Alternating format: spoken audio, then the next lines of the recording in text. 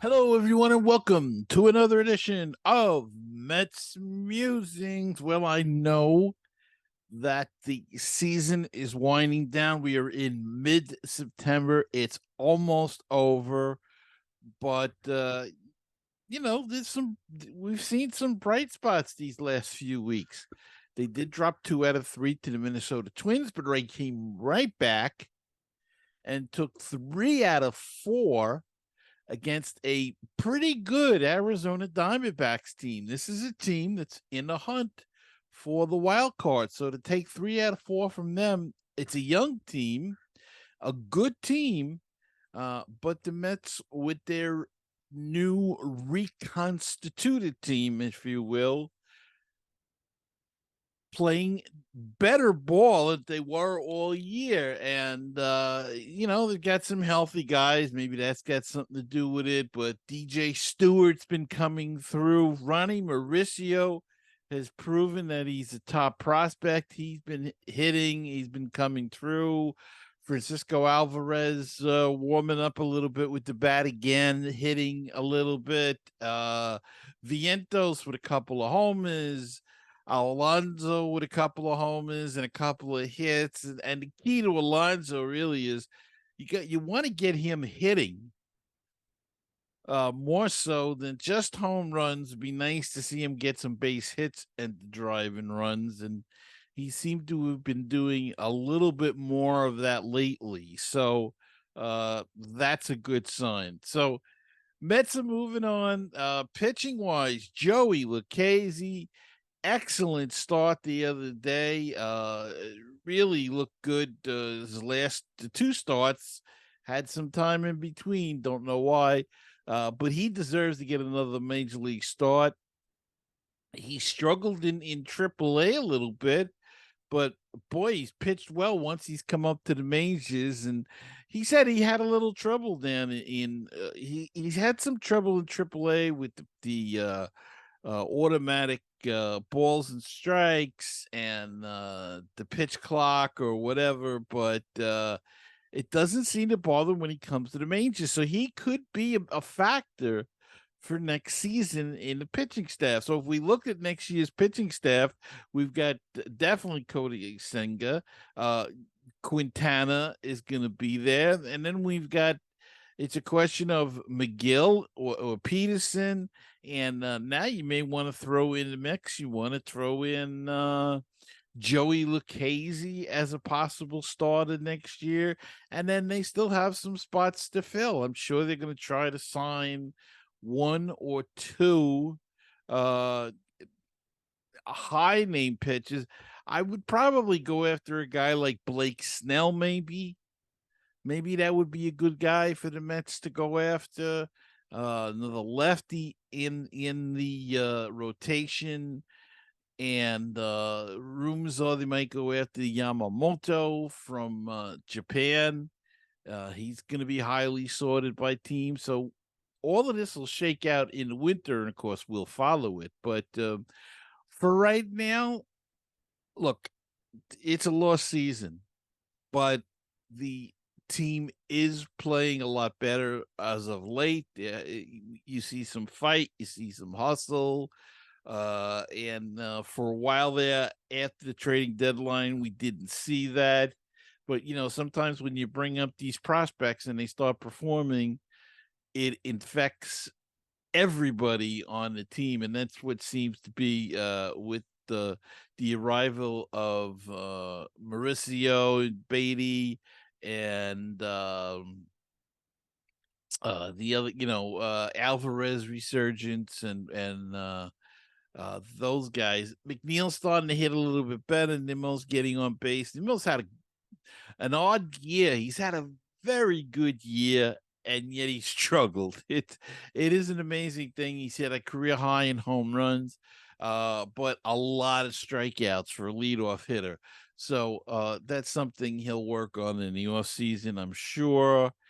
But he's had a good year. He's just those things. Maybe he got into his mind he was a home run hitter, and that can throw you off a little bit sometimes. So he's got to look at that. But he's got a career high in homers, and So he's had a decent year. McNeil's had an okay year, but he struggled. He didn't hit like he did last year. Didn't drive in the runs like last year, and that's what hurt the Mets. Same thing with Lindor. He's hitting home runs, but his average is down.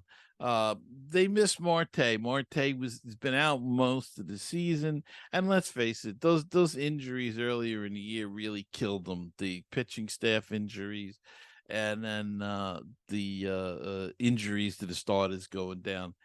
That was the downfall of this team, and really, I think it was the month of May or June that really killed them, and they just never could recover. So, uh, we're looking at next year. And speaking of next year, the Mets will have a new president of baseball operations. They've been trying to name one for the last couple of years since Steve Cohen got here. He finally got his guy, David Stearns, who held a similar position with the Milwaukee Brewers, is coming home to New York. It has not been officially announced. This is all per sources, but David Stearns will be here as the president of baseball operations. And again, it will be an interesting winter because it'll be interesting to see what he does. Does he sign Alonso to an extension, or does he decide that he doesn't, that they want to wait until the end of the season and he goes free agent? Does Alonso want to sign, or does he want to go free agent and see what that's like? That we'll see. Will he keep Buck Showalter? Showalter has another year on his contract, so we'll see whether or not he wants to keep Buck Showalter, or does he want to go with his own guy? Could he bring in Greg Counsell? We discussed this last week, but I think it's worth discussing again, because we don't know. He's an unknown to us. And like I said, not even announced yet, but by the team. But that might be a formality that they have to wait until the end of the season before they can announce it. But everybody and his brother seems to know that he's already signed or will sign, agreed in principle to a deal. So, but he's got some work to do with Billy Epler. Does he keep Billy Epler? I think Billy Epler will be here. Steve Cohen has said as much. So I think Billy Epler is going to stay here, but make no mistake about it, I'm sure David Stern will be calling a lot of the shots when it comes to signing free agents. And again, the pitching staff, the bullpen. Look, even the bullpen has pitched better of late. I mean, Sam Coonrod's been pretty decent. Hartwig was pretty good there. Sean Reed Foley's been up and down, but could be something. Bickford's been very good since he came over. So a lot of candidates there, and we'll see what happens with them as we go into the new year. All right, let's take a break, and this is going to be a quickie of a show today, but we want to get one out. So we're going to take a look at the minor leagues after we get done with this message.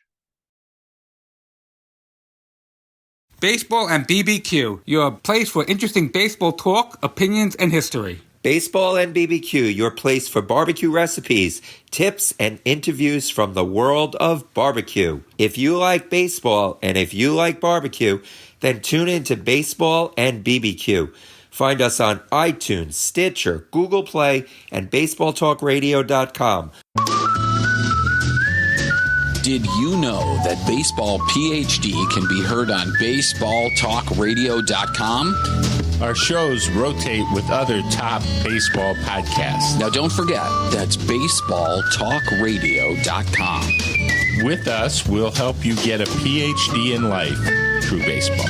With BaseballTalkRadio.com, you'll hear the rest of the excellent universe of baseball podcasts.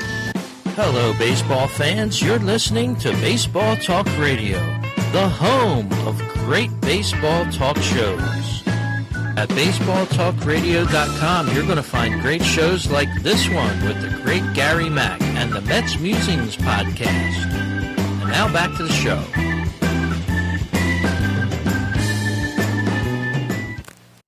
Okay, it's we're back. Time to go down on the farm.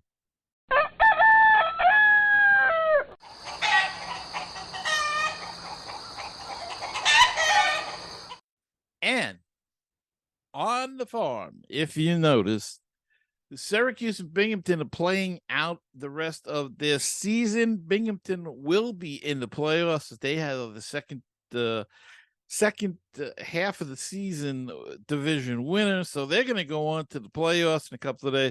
Brooklyn lost their final home game and got knocked out of the playoffs, so they will not be going. St. Lucie is out of it, and of course Syracuse is also been eliminated from making the playoffs. But Binghamton with a big rush in the second half, as well as Brooklyn. Brooklyn, one game short. That was it. They just couldn't get that last home game. We were even hoping for a rain out, but it didn't happen to them. But a good showing, and it was a tough year.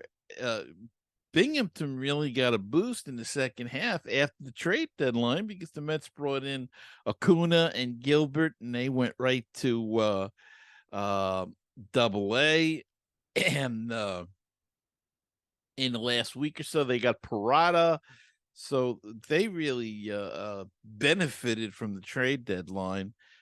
Brooklyn, of course, had some good prospects.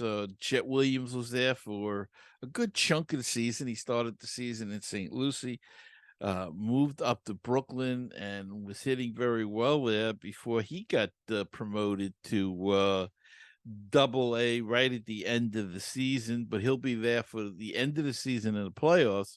So that was what the move was there.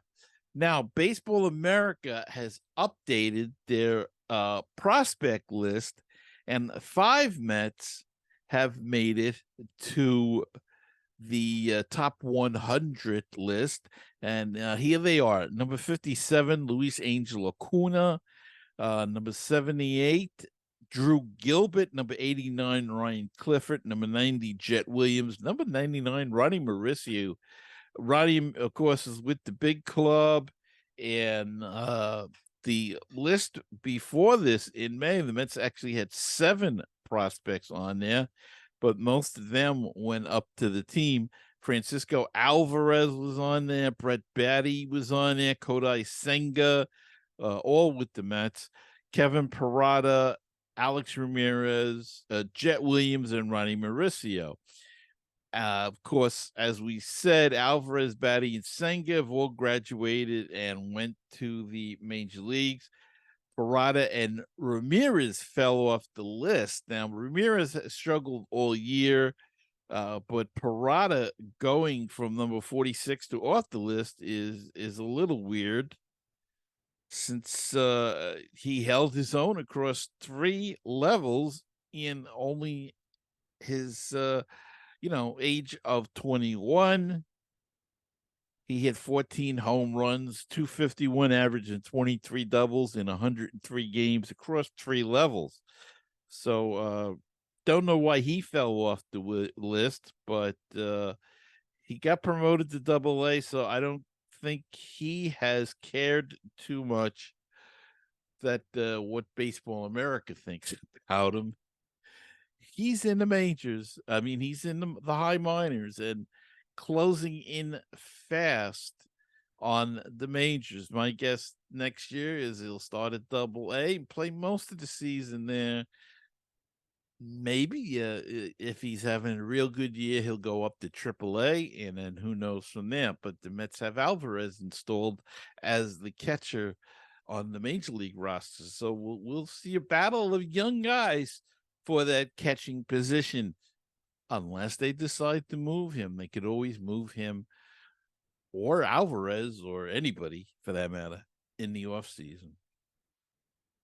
All right, Well, I think that's going to wrap it up for this week. As I said, it's a relatively short show, but wanted to put one out and let you know the latest news and notes. Oh, by the way, Edwin Diaz is throwing breaking balls off a bullpen mound. So could we see him in the next couple of weeks?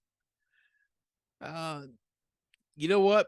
Pitch him in the last game of the season if he insists on coming in. Pitch him early so he doesn't have to throw hard in a tense situation if he feels like it is a tense situation.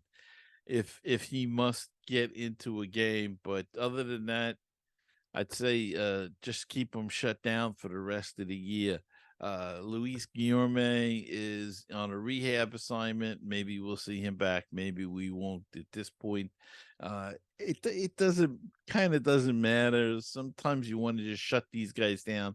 You know what they can do. So say we'll see you in spring training, and that's it. All right, and that's it for me.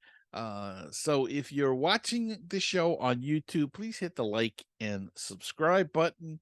If you're listening to the audio version, just remember that Mets Musings is available on all your podcast apps. So go check it out. Hit the subscribe button if they have one, so you'll always know when a new episode of Mets Musings has been released. So until next time, remember to keep the faith, stay optimistic, and let's go, Mets. And I'll see you next time on another edition of Mets Musings.